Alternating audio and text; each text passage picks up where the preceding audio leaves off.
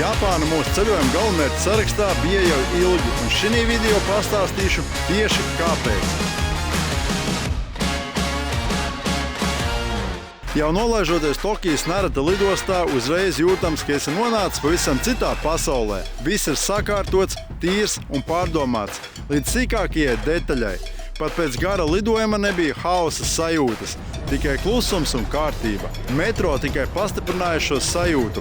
Vilcieni ierodas sekundes precizitātē, un cilvēki rindā stāv kā pēc neredzama plāna. Neskatoties uz milzīgo cilvēku skaitu, valda miers un cieņa. Šeit saprot, ka Japānas spēks slēpjas sistēmā, disciplīnā un savstarpējā respektā. Mūs tiešām pārsteidza, cik viss ir precīzi un sakārtoti. 80 km pagāja nemanot, nenogurstot, un esam jau pašā Tokijas burzmā Šibujā. Šibuja ir vieta, kur gribējās gūt savus pirmos Tokijas iespaidus.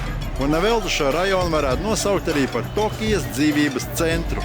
Šibuja ir arī viens no slavenākajiem Tokijas rajoniem, kas pazīstams ar pasaulē noslogotāko gājēju krustojumu.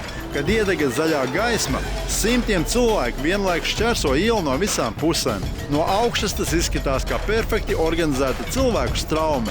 Lai gan cilvēki ir daudz, neviens neskrien un negrūstās. Visi kustas mierīgi, it kā zinātu savu vietu šajā plūsmā. Stāvot krustojuma vidū, jūties kā daļa no Tokijas ritma. Apkārt ir kustība, bet iekšēji valda miers. Šeit vislabāk redzams, kā Japāņi spēja apvienot haosu ar kārtību, un tieši tas arī mūs fascinē. Kad satumst, Šibuja pārvēršas par spilgtu nakts rajonu. Apkārt ir veikali, kafejnīcas un milzīgi reklāmas ekrāni. Šī vieta atspoguļo Tokijas ikdienas ritmu, ātru, bet organizētu. Cilvēki steidzas uz darbu, tikšanās reizēm un iepirkšanos. Un tad ir tādi kā mēs, turisti, kas plīst apkārt un abrīno šo pilsētu. Vēl viena lieta, ko šeit var manīt, ir modes un stila dažādība. Jaunieši izceļas ar drosmīgu apģērbu, unikāliem matiem un pašizpausmi. Katrs izskatās atšķirīgi, bet visi iedaras kopējā atmosfērā. Šeit redz to, cik ļoti svarīgi Japānai ir identitāte un radošums. Šibuja ir kā dzīva modes skatuve, jo šādu stilu kā te nekur citur nebijām redzējuši. Un visticamāk arī neredzēsim. Arī šī bija viena no tām lietām, kas mūs tiešām pārsteidza. Uzturoties Šibujā, izbaudījām arī nakts dzīvi. Pašiem neapzinoties, izvēlējāmies viesnīcu, kas atrodas naktsklubu rajonā. Nolēmām arī vienu vakaru uz kādu no tiem aiziet, un pat prātā nenāca, ka tas būs viens no foršākajiem Tokijas piedzīvojumiem. Izvēlējāmies naktsklubu Neverland Tokio, un no ārpuses absolūti nevarēja nojaust, kas valdīs iekšā. Un arī noteikumi neierasti. Dāmām gan ieeja, gan visi dzērieni ir par velti, toties vīriešiem ir jāmaksā par visu. Cenas par dzērieniem bija aptuveni no 5 līdz 10 eiro. Bet atmosfēra, mūzika un enerģija klubā bija kas tāds, kas mūs vienkārši aizrāva. Un kārtīgi izdevījāmies gan pie K-pop, gan pazīstamām melodijām.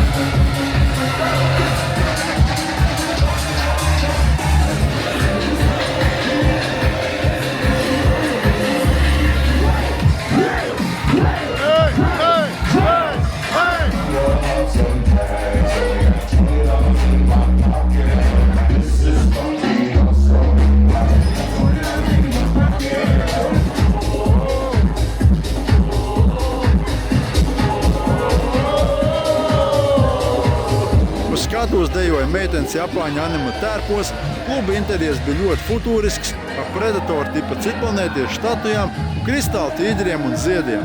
Tik pozitīvi uzlādējušies sen nebijām, un jāteic, ka vietēji arī klubā uzvedās ar lielu cieņu un pieklājību. Visi šeit ir atnākuši izklaidēties un dejot, un to arī no sirds dara.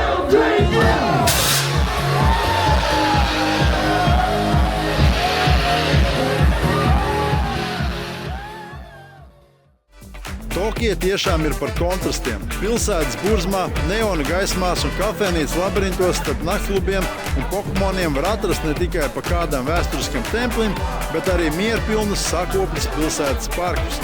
Te būs viens no tiem Yoyogi. Mēs ar Lammu nolēmām tomēr atnākt uz kādu pilsētas parku un šobrīd esam Yoyogi parkā. Un šis parks ir tas, kur pirmo reizi šeit pacēlās lidmašīna. Un tāpēc šeit arī var redzēt joprojām, ka visu laiku lido lidmašīnas apkārt. Šobrīd ir tāds brīdis, ka lido 3 lidmašīnas vienlaicīgi virs galvas. Īstenībā ir milz lidmašīnas satiksme. Putni, helikopters, lidmašīnas, viss lido. Kā arī šis te parks ir ļoti slavens ar savām sakurām, jeb ķiršu kokiem, kas zied pavasarī. Diemžēl mēs šeit esam gan ziemā, līdz ar to mums nesanāk to redzēt, bet tik un tā mēs gribam izstaigāt šo te parku un pastīties, kas te darās. Manuprāt, šis parks ir tomēr kaut kas pielīdzināms Centrāla parkam Ņujorkā. Vispār es gribētu teikt to, ka Tokija ir kaut kas līdzīgs Ņujorkā, jeb Ņujorka līdzīga Tokijā. Sagat, ko gribat, šeit ir savu veidu līdzība. Te ir arī speciāli vietas sunīšiem, kur suņu saimnieki var atvest savus suņus, lai viņi savā starpā sapazīstās un izspēlējās. Te arī var redzēt, ka suņi ir sadalījušies tā kā pa izmēriem. Tur ir lielāki suņi, otrā pusē ir mazāki suņi, droši vien, lai nesaplēšās. Bet, kas ir smieklīgi, te arī atļauts suņiem purkšķi palaist. Toties šeit otrā pusē ir arī zīme, kur suņiem nedrīkst būt. Re, kur uzgājām arī bambusu audzi, un tādu lietu mēs tiešām nebijām gaidījuši šeit atrast, bet ļoti forši, ka atradām.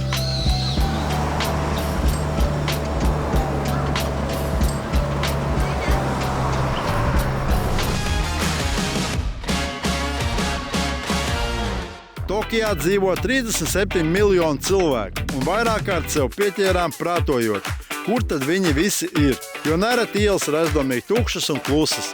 Atbilde ir pavisam vienkārša. Visi brauc ar metro, un šķiet, ka vismaz puse uz Shinjuku stāciju. To varētu nosaukt arī par otro Tokijas centru.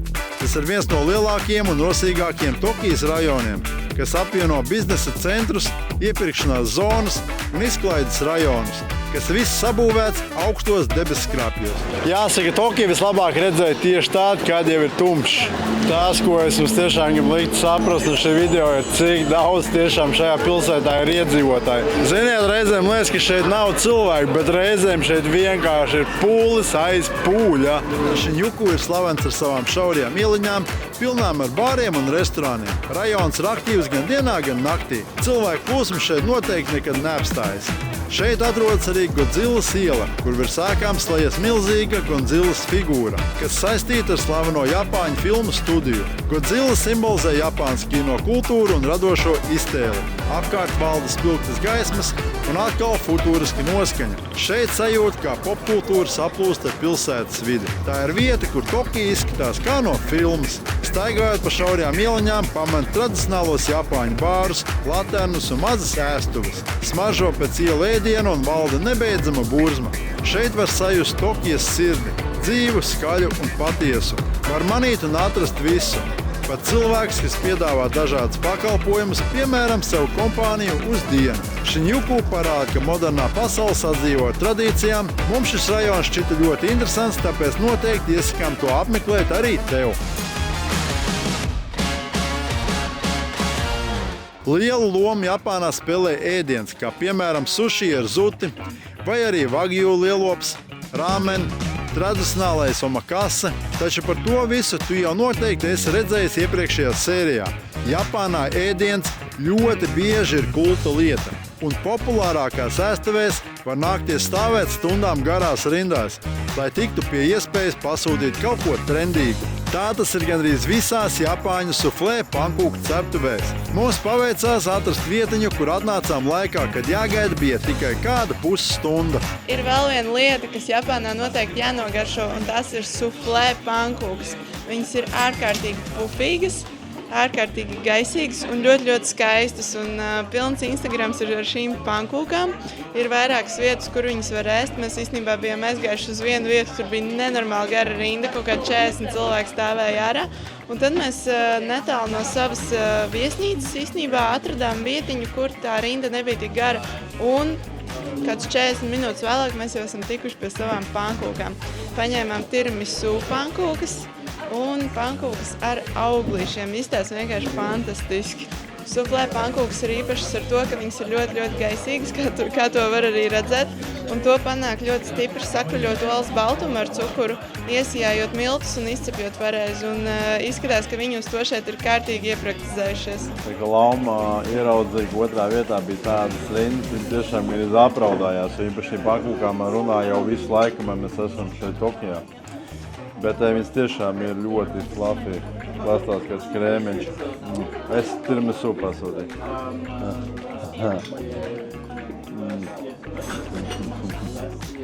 Tā jau nav vairs kā pankūka, tas jau tā kā mūsu ruleti, kaut kas uz to pus vairāk. Neļauj garšīgi. Man tas jau vairāk ir skaidrs. Garš no šaubu, bet tekstūra un viss ir vienkārši super. Tas, ko no Tokijas paņemsim līdzi, ir viennozīmīga vēlme šeit kādreiz vēl atgriezties, jo redzēt un piedzīvot tie var daudz jaunu. Bet ir vēl viena lieta, ko gribam šeit apskatīt, un tas ir Japānas simbols Fuji kalns. Un no Tokijas līdz slavenajam kalnam ir tikai nedaudz vairāk kā 100 km, tā kā esam jau ceļā. Un mēs esam īstenībā ceļā tagad uz Fuji kalnu. Tas ir tikai mūsu nākamais piedzīvojums šeit Japānā. Tā ir vieta, ko mēs ļoti, ļoti gribam apmeklēt, un esam atduši vēl kā uz turieni tikt. Sākumā braucām ar ekspresu vilcienu līdz pilsētai Saki. Un no šejienes mēs šobrīd atrodamies viedajā vilcienā, kas ir ļoti dīvaini, viņš ļoti bērišķīgs ir. Sākumā kāpām ārā no ekspresu, likās, ka šis vilciens ir tikai tāds, skata pēc, vienkārši tur stāv, kā smukuma pēc, kā dekožas, īstenībā tas īsts vilciens. Un jā, tagad vēl ir jābrauc mums stunda līdz Fuji kalnam.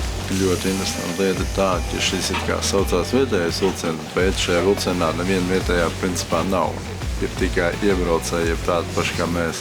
Vilciens uz brīdi apstājās, lai mēs varētu pirmo reizi izkāpt un ieraudzīt Fuji kalnu. Un tur viņš arī ir. Šobrīd ļoti spilgti spīd saule un viņš ir ļoti, ļoti gaišs, bet kad es viņu ieraudzīju, man vienkārši acis ieplatās, jo viņš ir tik skaists. Visi grib ceļot, arī tu gribi ceļot. Ar ko sākt, kur atrast informāciju? Travelmania.lv tev palīdzēs. Atrod savu ceļvedi, izplāno galamērķi un dodies piedzīvojumos. Dalies ar saviem ceļojumiem un iedvesmo citus ceļotājus. Travelmania.lv piedzīvojums ir tā vērts. Tikai šeit pie stācijas es beidzot sapratu, ka mūsu kameras sensoram ir putekļi. Visticamākais tie sakrājušies brīžos, kad īpaši parocīgās vietās mainījām objektīvus. Tāpēc arī iepriekšējos video dažviet redzam šie pleķi. Ja gadienā kāds zina, kā tos var izmontēt, padodiet ziņu. Pa ceļam uz Fuji skata laukumu bija maza stendiņa, kur cilvēki tirgo Japāņu īpašās zemenes un apelsīnus, bet par to pastāstīšu tev nedaudz vēlāk.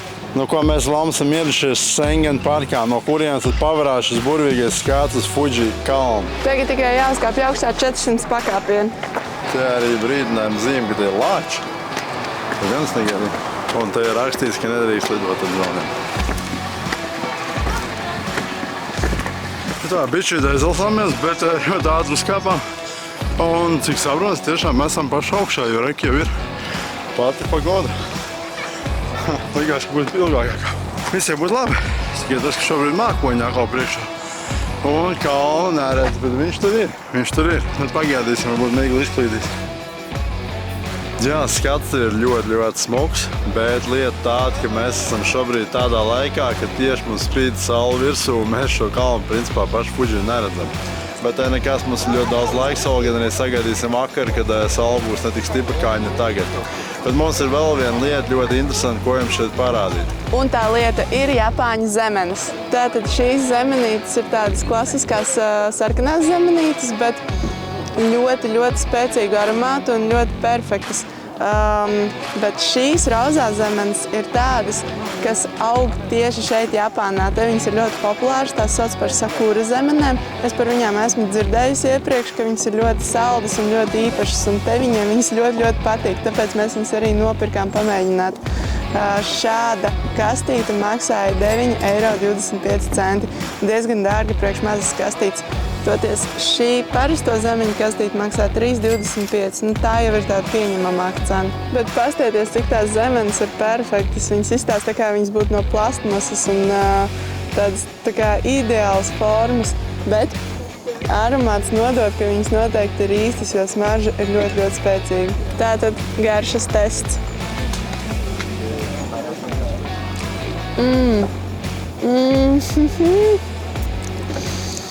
Viņa ir tā kā konfekte. Eitunos, tik garšīgi zemenīt, tik ļoti, ļoti garšīgi zemenīt. No ko laiks noprovēt sakura zemeni. Ļoti mīkstas īstenībā viņas ir.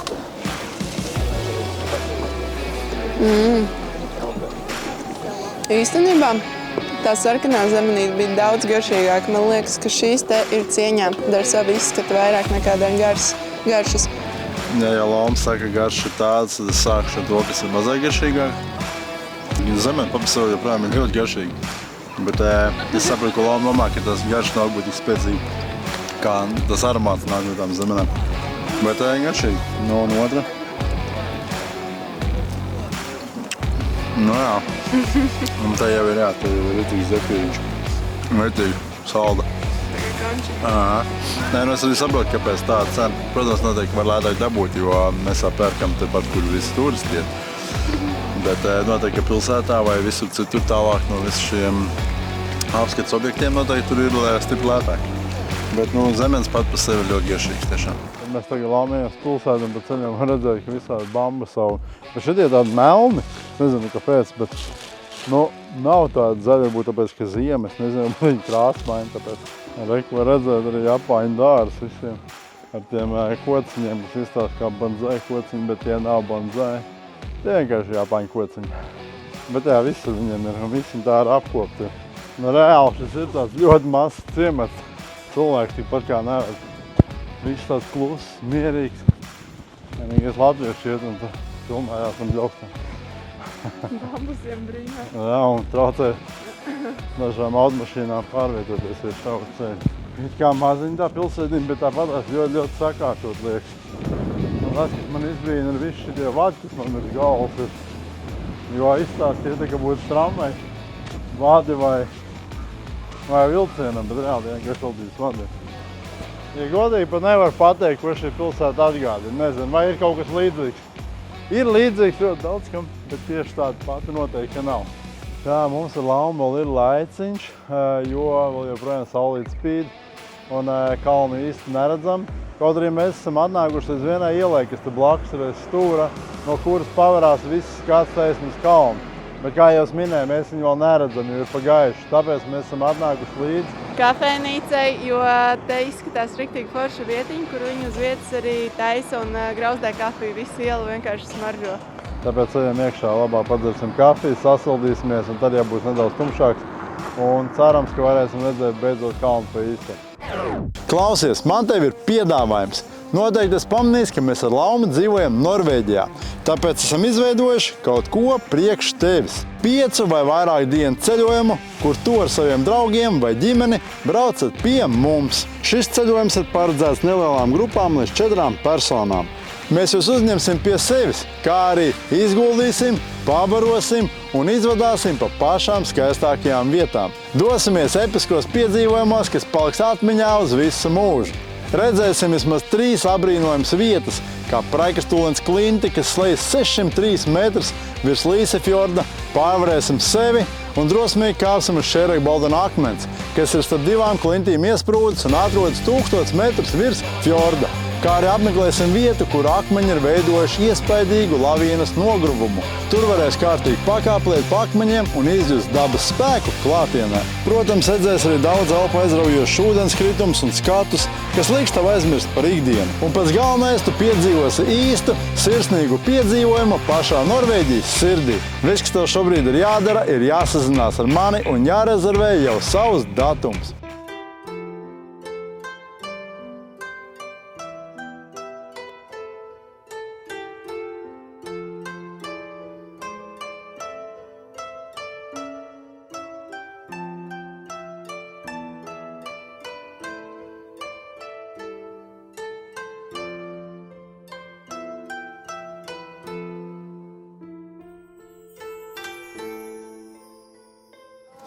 Tātad mūsu otrais piegājiens šeit pie Fuji kalna ir izdevies. Mēs tiešām viņu redzam pilnā krāšņumā.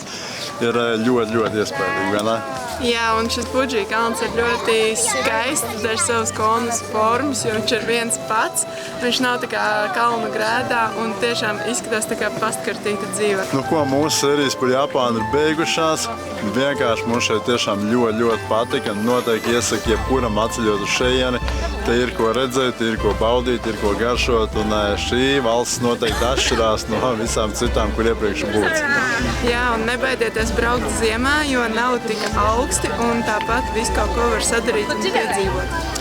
Tā kā jā, paldies, ka esat nostījušies šo video un tiekamies jau pavisam drīz citos piedzīvojumos. Forši, ka esi noskatījies visas Japānas sērijas, tad tev atliek tikai uzspiest patīk, padalīties, piesakot un atstāt kādu komentāru, jo šis viss ļoti palīdz šī kanāla augšanai. Un, ja esi patiesi sekotājs, tad vari mūs arī atbalstīt vēl vairāk, uzsaucot mūsu kafiju, izmantojot linku aprakstā zem šī video.